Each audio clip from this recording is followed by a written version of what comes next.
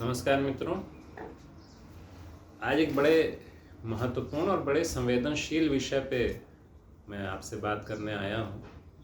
और जो भी मुझे ज्ञान है, जो मैं ज्ञान अर्जित करने की कोशिश कर रहा हूँ, मैं अपने बारे में बताऊँ, मैं सत्यान्वेषी हूँ। सत्य का अन्वेषण करने का मैं लगातार प्रयास कर रहा हूँ। इस लौकिक जीवन में, जो व्यवहारिक जीवन जो चल रहा है, इस जीवन में जीते हुए सत्य तक कैसे पहुँचें, सत्य का कैसे अन्वेषण करें, इसका मैं प्रयास कर रहा हूँ। तो आज जो विषय है, ये बड़ा ही संवेदनशील विषय है कि अपने भय को कैसे जीतें। जो भय हमारे जीवन में लगातार बना रहता है, जो भय हमें सर्प के समान ग्रसता रहता है और हम ऐसा लगता है कि मृत्यु तक पहुँच गए, ये भय ही मृत्यु है। इस भय से कैसे हम बचें।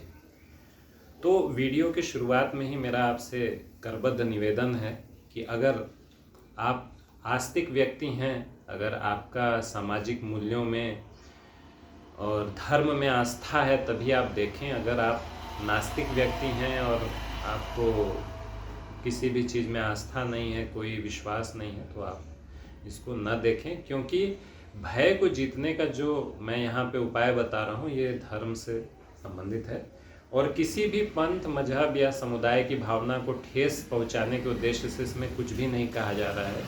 इसमें जो मैं अपने स्वांतः अंतःकरण के विचारों से जो मैं जहाँ तक पहुँच पाया हूँ, उन्हीं अनुभूतियों को मैं आपसे शेयर करना चाह रहा हूँ। तो हम वीडियो को शुरू करते हैं। आप अनुरोध है कि जो आस्तिक लोग हैं वो अंत तक देखें और लाभ प्राप्त करें और अपने भय को जीतें, अपना कर्म करें भय मुक्त होकर। तो सबसे पहले भय की बात करते हैं। भय ही मृत्यु है। तो स्वामी विवेकानंद ने कहा था, it is fear alone that is death. और उन्होंने आगे कहा था, it is fear that is great cause of misery in the world. मतलब यह भय ही मृत्यु है और ये भय ही संसार में अनेक पीड़ा और कष्टों को जन्म देने वाला है। उन्होंने आगे, स्वामी विवेकानंद ने यह भी कहा था कि be your own master not slave. आप अपने स्वामी बनिए, गुलाम मत बनिए। तो भय क्यों होता है? हमारी कोई चित्त की वृत्ति ऐसी होती है जिससे हमको लगता है कि कुछ हमसे छिन जाएगा, कुछ हमारा हक था जो हमसे ले लिया जाएगा, या कुछ हमसे छूट जाएगा, कुछ हमसे खो जाएगा, कुछ हमसे छड़ जाएगा। कुछ खोने का जो भावना है, जो एक चिंता है, वही हमारा भय है। तो इस भय से कैसे हम पार पाएं? तो भय से पार पाने की पहली सीढ़ी, पहला सोपान ये है कि आप धर्म से जुड़िए, अपने आप को धर्म को अर्पण कर दीजिए। यहाँ धर्म अर्थात किसी पंथ, मजहब या समुदाय की धार्मिक भावनाओं, ये संकुचित अर्थ में नहीं है। पंथ, मजहब या समुदाय से इसका तात्पर्य नहीं है। यहाँ धर्म का तात्पर्य है धृति, क्षमा, दमो, अस्तेय, शौचम, इंद्रिय निग्रह, धीर, विद्या, सत्यम, अक्रोधो, दशकम धर्म लक्षण। तो धर्म के 10 लक्षण है, जिसमें धैर्य, क्षमा, इंद्रियों का निग्रह, दमन, अस्तेय, शौच, धी, मतलब धी वही जो गायत्री मंत्र में जो धीर शब्द आता है, वही धीर। धी का मतलब सद्बुद्धि, विद्या, विद्याई, सा विद्या या विमुक्त है। विद्या की परिभाषा यहाँ पर यह है कि वो ज्ञान, वो विद्या जो आपको मुक्ति की तरफ ले जाए, जो कर्मों में आपको बांधे ना, जो आपको मोह में बांधे ना, मुक्ति की तरफ ले जाए, वो विद्या। सत्य, अक्रोध, ये धर्म के 10 लक्षण है। तो धर्म का जो पालन करता है और धर्म के अनुरूप कर्म करे। आपने बहुतों को सुना होगा कि भगवत गीता में भगवान ने कहा है कि अरे भाई, कर्म करो, फल की चिंता मत करो। तो कुछ भी कर रहे हैं, कुछ भी कर रहे हैं, कह रहे हैं कि हम तो अपना कर्म कर रहे हैं, कर्म ही पूजा है। ऐसा नहीं है। कर्म आपके अगर धर्म के आचरण के विरुद्ध है, धर्म की मान्यताओं, धर्म यहाँ मैं फिर से बता रहा हूँ कि एक व्यापक बात हो रही है। धर्म का मतलब किसी पंथ, मजहब या समुदाय से नहीं है। तो नैतिकता के मानदंडों के अनुरूप अगर आपका कर्म है तब तो ठीक है। अगर वो उन मानदंडों के विरुद्ध है, धर्मानुकूल आचरण के विरुद्ध है, तो वो कर्म आपका कर्म ठीक नहीं है और ऐसा कर्म आपको नहीं करना चाहिए। वो कर्म पूजा नहीं है अगर धर्म के विरुद्ध है। फिर अब बात आती है कि श्रद्धा की। संशय छोड़ दीजिए और श्रद्धा अपना लीजिए। जीवन में श्रद्धा और विश्वास अपना लीजिए और संशय को टाटा बाय बाय कर दीजिए। क्योंकि भगवत गीता में भगवान ने स्पष्ट कहा है 4थे अध्याय के 39वें श्लोक में कि श्रद्धावान लभते ज्ञानम, और 40वें श्लोक में यह भी कहा है कि संशय आत्मना विनश्यति। संशयी व्यक्ति को न इस लोक में सुख है न उस लोक में सुख है उसका अवश्य विनाश हो जाता है। ये भगवान श्री कृष्ण ने भगवत गीता में कहा है। अगेन वही बात आती है कि अगर आपको भगवान श्री कृष्ण में आस्था है तभी तो आप समझ पाएंगे, तभी तो आप लाभ उठा पाएंगे। अगर आस्था नहीं रखते हैं तो फिर वो उसके बारे में मैं क्या कहूँ ठीक है, किसी की भावनाएं आहत ना हो जाए। तो इसलिए तो आस्था अगर है आपको तो आप ये जरूर सोचें और इसका लाभ उठाएं। अब बात आती है कि हम भय से कैसे मुक्त हों। तो भय से मुक्त होने के लिए देखिए कि हमारा ये जो अस्तित्व है, ये जो चराचर है, उसमें सिर्फ एक आत्मा है जो कि हम हैं। बाकी मन बुद्धि चित्त अहंकार ये हम नहीं हैं। जैसा शंकराचार्य जी ने अपने निर्वाण षटकम में लिखा है कि मैं सदा आनंद रूपी जो चेतना है शिव वही हूँ और कोई नहीं। तो आनंद, और उपनिषदों में भी लिखा गया है आनंदम ब्रह्म, आनंद ही ब्रह्म है। तो आनंद की तरफ बढ़िए, आनंद में रहिए, अभ्यास करिए। भगवत गीता में जोर दिया गया है कि अभ्यास, अपने वृत्तियों को सुधारने के लिए आपको लगातार अभ्यास करना होगा, नहीं तो आप वही गोल गोल घूमते रह जाएंगे। कोई एक थॉट होगा कि हमें ये नुकसान हो सकता है या ये नुकसान हो जाएगा, और उसी के थॉट के आसपास आप मतलब उसके बीच में आप कैद होकर रह जाएंगे, एक सर्कस के जानवर की तरह। आप बाहर उस पिंजड़े के नहीं निकल पाएंगे। जो चित्त वृत्तियां हैं वो आपको एक मकड़ी के जाले की तरह, आप स्वयं वो चित्त वृत्तियां बनाते हैं और उस जाल में स्वयं को कैद कर लेते हैं। तो शांति और संतोष छोड़ मृग तृष्णा मत पालो, बुन मकड़ी सा जाल स्वयं को कैद न कर डालो। तो अपने कैद का निर्माण खुद मत करिए। एक नदी की तरह रहिए, बहते रहिए, जीवन में चलते रहिए। जो आपका कर्म है, जैसा कि मैंने बताया कि नैतिकता के मानदंडों के अनुरूप जो आपका कर्म है वो कर्म करते रहिए। लौकिक जीवन में, जो व्यवहारिक जीवन में जहाँ तक हो सके आप धर्म के लक्षणों का पालन करिए। जैसा कि अभी जो शास्त्र विहित जो कर्म के लक्षण थे, धर्म के लक्षण थे, वो बताए, और उस अनुसार आप अपने कर्म को करिए और भूल जाइए, बाकी चीज़ें भूल जाइए। जैसा कि गोस्वामी तुलसीदास जी ने कहा था, ईश्वर अंश जीव अविनाशी। तो जो जीव है वो ईश्वर का अंश ही है, वो अविनाशी। बाकी चीज़ें विनष्ट हो जाती हैं ना, लेकिन आप ईश्वर के अंश हैं। एको ब्रह्म द्वितीयो नास्ति, जो है वो ब्रह्म ही है।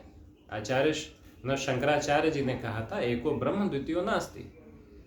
तो जब सब कुछ ब्रह्ममय है और ये बाकी जो अस्तित्व है एक मोह का आवरण मात्र है, तो हम क्यों इतनी पीड़ा का अनुभव करें? क्यों हम अपने मन को पीड़ा पहुंचाएं या मन द्वारा अपनी आत्मा को पीड़ा पहुंचाएं? ऐसी चित्त की वृत्तियों को रोकिए। तो महर्षि पतंजलि ने कहा था, योग चित्तवृत्ति निरोध, योग के द्वारा चित्त की वृत्तियों को रोका जाता है। तो योग का भी आप सहारा ले सकते हैं। योग का यहाँ पे केवल आसन प्राणायाम की बात नहीं है, ये योग के अष्टांगिक मार्ग हैं जिस पे कभी बात होगी। तो वो सारी चीज़ों का पालन करें। तो उसमें जो सार के रूप में योग सूत्र में महर्षि पतंजलि ने बताया था, तप स्वाध्याय ईश्वर प्रणिधान। तो लगातार तप करें। तप मतलब जो सत्कर्म, अगर आप ऐसे तप नहीं कर सकते हैं, आज के समय में कोई नहीं कर सकता, मैं भी अपना काम करता हूँ, लेकिन जो आपका उचित कर्म है वो आप कर्म निरंतर करें, वो आपका तप हो जाएगा। उसके साथ साथ ईश्वर को वो कर्म अर्पित करते रहें, वो हो गया तप। फिर स्वाध्याय, निरंतर आप अच्छी बातों का मनन करें या पढ़ें उनको, अच्छे विचारकों की बातें सुने, जैसे स्वामी विवेकानंद हैं, स्वामी दयानंद हैं, या और भी बहुत सारे विचारक हैं, आचार्य श्री राम शर्मा हैं, जो भी विचारक हैं उन विचारकों को पढ़ें, भगवत गीता पढ़ें, मानस पढ़ें।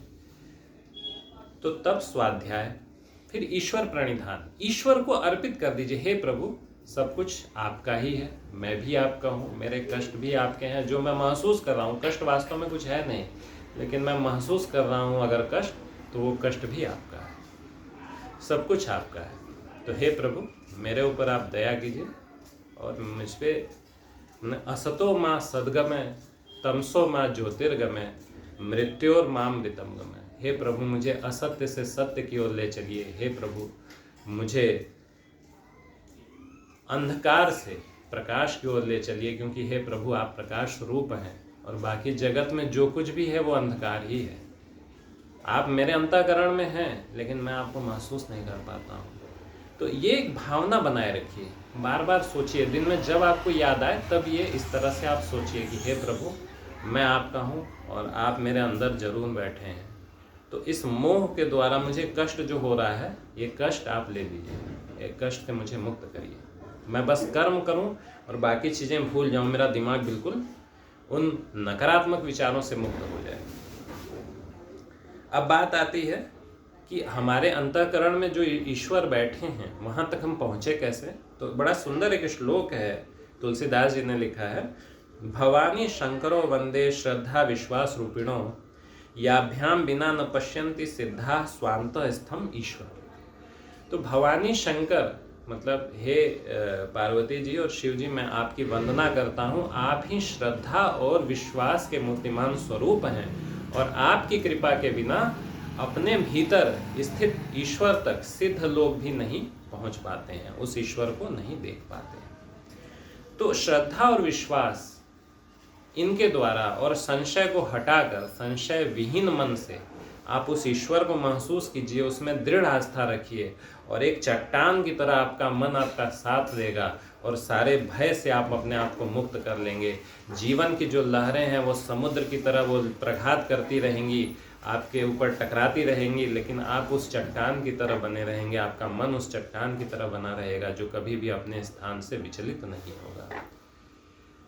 तो अपने भय को आप जीत सकते हैं लगातार ये भावना जो मैंने आपको बताया ईश्वर प्रणिधान की, और सत्कर्म करते रहें, बुरा न सोचो न बुरा करो, ठीक है, और अज्ञान और अश्रद्धा से बचें।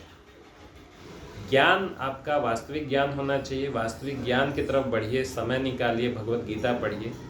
और अगर आप समय नहीं निकाल पा रहे हैं या भगवत गीता में बहुत चीज़ें ऐसी हैं जो सामान्य व्यक्ति को समझ नहीं आती हैं, उसके लिए थोड़ा और डीप में उतरना पड़ता है, तो जो अगर आपको डाउट आए तो आप कमेंट बॉक्स में लिख सकते हैं, उस पर मैं वीडियो बनाने का प्रयास करूंगा, उसका समाधान करने का प्रयास करूंगा। जो अल्पबुद्धि मेरी है, मैं लगातार प्रयास कर रहा हूं, मैं कोई बहुत ज्ञानी संत महात्मा नहीं हूं, लेकिन फिर भी मैं लगातार कोशिश कर रहा हूं कि मैं उन सत्य का अन्वेषण करूं, जो सत्य, जो चिरंतन सत्य हैं, जो सनातन सत्य हैं, जो कभी बदले नहीं। जैसे भगवत गीता में जो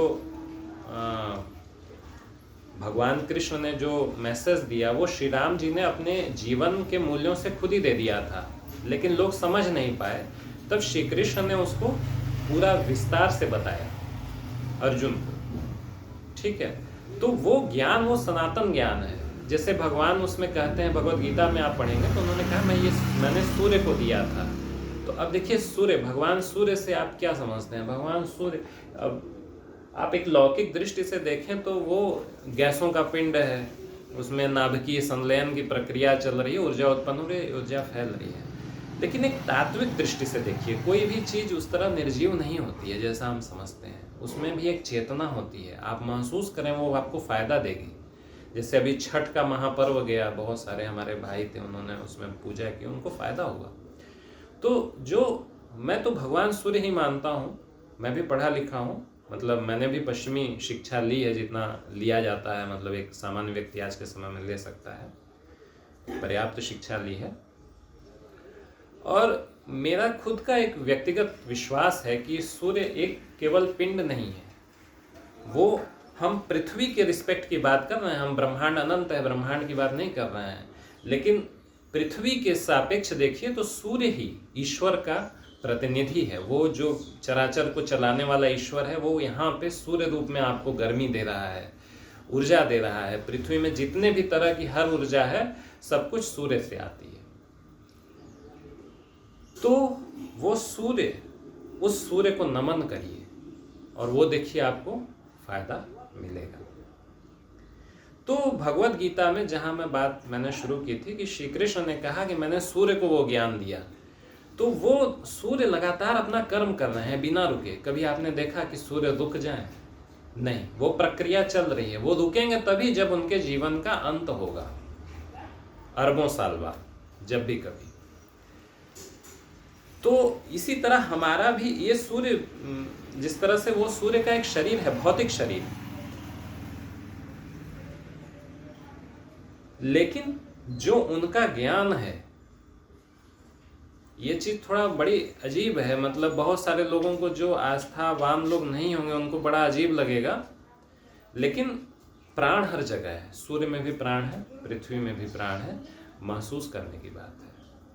प्राचीन काल में लोग इसीलिए श्रद्धा रखते थे, महसूस करते थे। वही ईश्वर की जो चेतना है, वही ईश्वरीय चेतना सूर्य में भी है, पृथ्वी में भी है, आप में भी है, मेरे में भी है। बस हम उसको महसूस नहीं करते हैं। तो वो भगवत गीता का ज्ञान भगवान श्री कृष्ण कहते हैं कि मैंने सूर्य को दिया, सूर्य से फिर लगातार वो राजर्षियों की परंपरा में आया, लेकिन वो प्राचीन ज्ञान अब विलुप्त हो गया। इसलिए हे अर्जुन, मैं तुम्हें दे रहा हूँ। तो उस ज्ञान के द्वारा आप अपने भय से मुक्ति प्राप्त कर सकते हैं। स्वाध्याय करिए, तप, स्वाध्याय और ईश्वर प्रणिधान, ये सब बहुत अच्छा तरीका महर्षि पतंजलि ने एक सूत्र में बता दिया है। इसके द्वारा आप अपने भय से मुक्त पा सकते हैं। और बाकी सब, जीवन में कोई कष्ट नहीं है। जीवन एक बड़ा सुंदर अवसर ईश्वर देता है कि आप ईश्वर को जान सकें। नहीं पशु पक्षी या वृक्ष की योनि में आप उतना विचार ही नहीं कर सकेंगे कोई भी, और मनुष्य के रूप